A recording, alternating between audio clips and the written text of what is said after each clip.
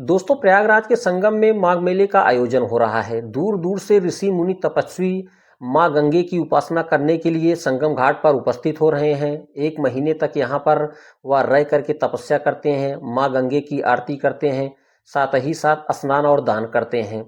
उसी क्रम में मौनी अमावस्या के दिन सनातन धर्म के गुरु हैं शंकराचार्य अभिमुखेश्वरानंद, वह अपने शिष्यों के साथ मां गंगे का दर्शन और स्नान करने आते हैं। बीच रास्ते में ही पुलिस प्रशासन द्वारा झड़प होती है, उनके भक्तों के साथ बुरा बर्ताव किया जाता है। आप वीडियो में देख सकते हो कि किस तरह से उनके भक्तों को घसीटा जा रहा है।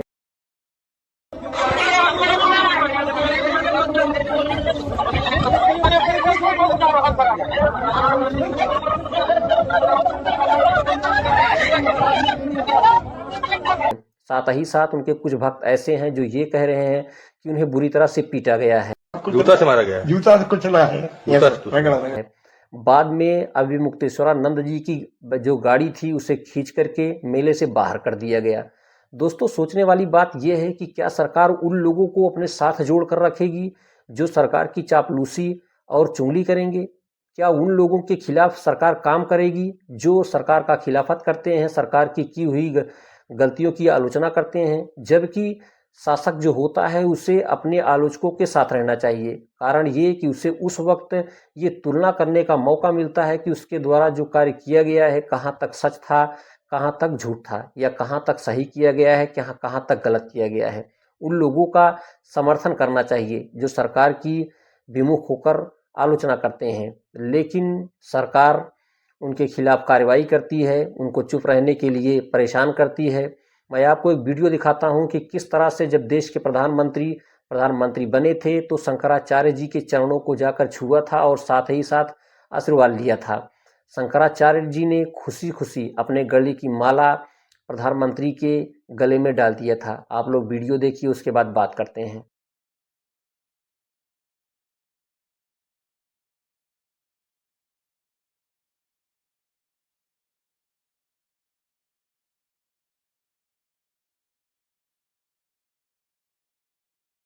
दोस्तों, आपने वीडियो देखा होगा कि किस तरह से शंकराचार्य ने खुशी खुशी अपने गले की माला निकाल करके देश के प्रधानमंत्री के गले में डाल दिया था। अब मीडिया वाले शंकराचार्य जी से सवाल कर रहे हैं कि 2015 में अखिलेश यादव जी ने आपके ऊपर कार्रवाई करवाई थी, वहाँ की प्रशासन ने आपके शिष्यों के ऊपर लाठीचार्ज किया था, आपने उन्हें क्यों माफ़ कर दिया?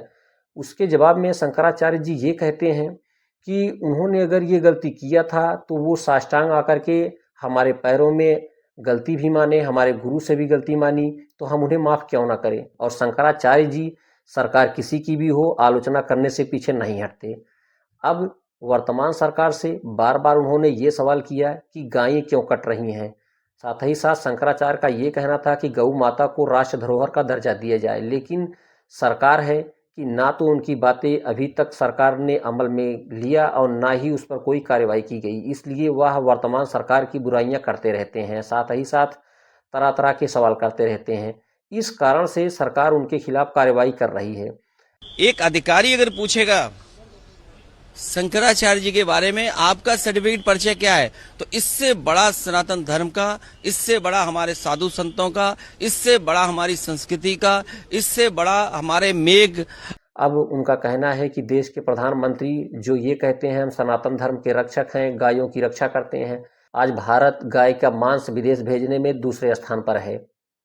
तो इसी कारण से शंकराचार्य जी सरकार की, देश के प्रधानमंत्री की या मुख्यमंत्री की आलोचना करते रहते हैं। अब सरकारें उनके खिलाफ काम कर रही हैं। सोचने वाली बात यह है कि इसी माघ मेले में कोई हेलीकॉप्टर से आता है तो उसे विशेष सुविधा मिलती है, कोई करोड़ों रुपए की कार लेकर चल रहा है, सरकार या प्रशासन उन्हें नहीं रोक रही है। लेकिन सरकार को ये सोचना चाहिए कि आलोचक ही ऐसे व्यक्ति हैं जो सरकार के हितैषी होते हैं। वह सरकार को आईना दिखाते हैं कि उनके जो कार्य हैं क्या सही हैं, क्या गलत है, और साथ ही साथ तुलना करने का मौका भी मिलता है कि हम किस जगह सही हैं, कितना हमने सही किया और हम किस जगह सुधार कर सकते हैं। लेकिन सरकार आलोचना ना सुनती है और उनके साथ बुरा बर्ताव किया जाता है।